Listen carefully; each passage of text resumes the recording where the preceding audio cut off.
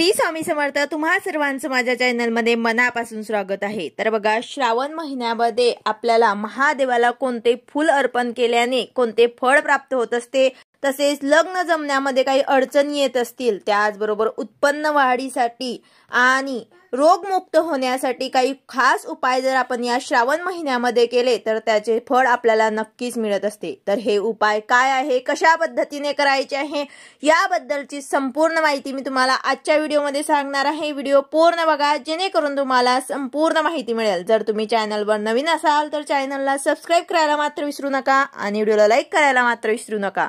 तर बघा, श्रावण महिन्यामध्ये आपल्याला महादेवाला कोणते फूल अर्पण केल्याने कोणते फळ प्राप्त होते, त्यामध्ये पहिलं आहे लाल किंवा पांढऱ्या रुईचे फूल जर आपण अर्पण केले तर त्यामुळे आपल्याला मोक्षाची प्राप्ती होऊ शकते.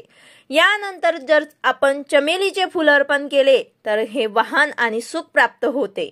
शमी वृक्षाचे पान जर आपण अर्पण केले तर आपल्याला मोक्षाची प्राप्ती होत असते. यानंतर बेलाचे फूल आणि पान जर आपण अर्पण केले तर सुंदर आणि सुशील पत्नी मिळू शकते. यानंतर जाई जुईचे फुलं जर आपण अर्पण केले तर घरामध्ये कधीही अन्नाची कमतरता भासत नाही. यानंतर कन्हेरीचे फूल जर आपण अर्पण केले तर नवीन वस्त्र आपल्याला प्राप्त होतात. यानंतर प्राजक्ताचे फुलांनी आपण जर महादेवाची पूजा केली तर सुख संपत्तीमध्ये वाढ होत असते.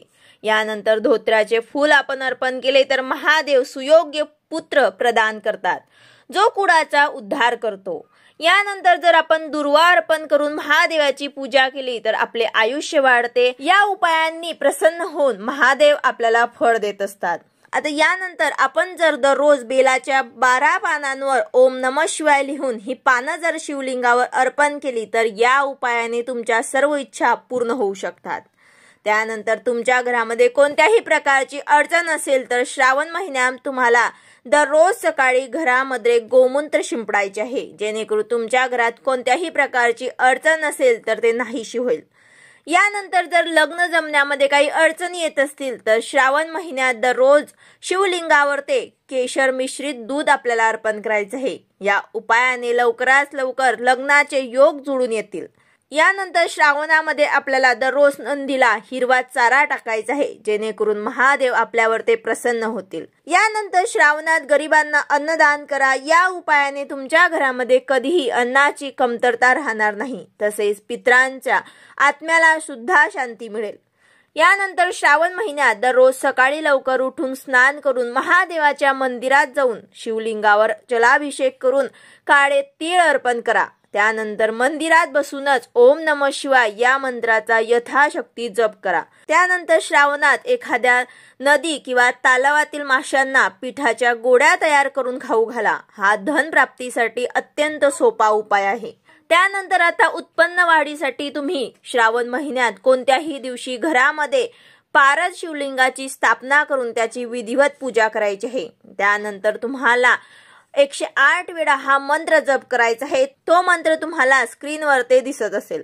हा मंत्र आपल्याला 108 वेळा जप करायचा आहे आणि प्रत्येक मंत्राच्या नंतर पारद शिवलिंगावर ते एक बेल अर्पण करायचं आहे. म्हणजेच हा मंत्र म्हणत आपल्याला 108 वेळा आपल्याला बेलाचे पानं जे आहे ते अर्पण करायचे आहे. बिल्वपत्राच्या 3 पानावर ते आपल्याला एम ह्रीम आणि श्रीम असे लिहायचे आहे. कोणत्याही 3 पानांवर ते तुम्हाला हे 3 अक्षर काढायचे आहे आणि त्यानंतर शेवटचे 108 बेलाचे पान शिवलिंगावर अर्पण करायचे आहे. त्यानंतर जो शेवटचं बेलाचं पान राहील ते तुम्हाला काढून घ्यायचं आहे आणि देवघरात ठेवायचं आहे. रोज त्या बेलाच्या पानाची आपल्याला पूजा करायची आहे. हा उपाय केल्याने नक्कीच आपल्या उत्पन्नात वाढ होईल. त्यानंतर ज्यांना कोणाला संतान प्राप्ती नाही, आपत्य प्राप्तीसाठी श्रावण महिन्यामध्ये कोणत्याही दिवशी सकाळी लवकर उठून महादेवाची पूजा करायची आहे. त्यानंतर गव्हाच्या पिठाचे 11 शिवलिंग तयार करायचे आहे. त्यानंतर प्रत्येक शिवलिंगावर शिवमहिमा स्त्रोत म्हणून आपल्याला अभिषेक करायचा आहे आणि अभिषेक केल्यानंतर आपल्याला ते पाण्याचा काही भाग जो आहे तो प्रसाद म्हणून ग्रहण करायचा आहे. हा उपाय नियमितपणे 21 दिवस आपल्याला हा उपाय करायचा आहे. या उपायाने आपत्य प्राप्तीमध्ये येणारे अडथळे दूर होऊ शकतात.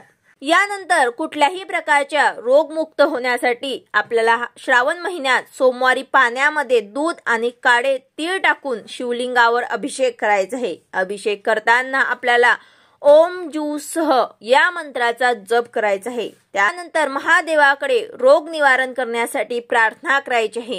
या उपायाने आजार बरा होण्यास मदत होत असते। तर अशा प्रकारे तुम्हाला कुठल्याही प्रकारची काही अडचण असेल तर तुम्ही श्रावण महिन्यामध्ये हे काही उपाय जे आहे ते नक्कीच करू शकतात। व्हिडिओ आवडला असेल तर लाईक करा, शेअर करा, सबस्क्राईब करा। भेटूया अशाच नवीन व्हिडिओ सोबत। श्री स्वामी समर्थ।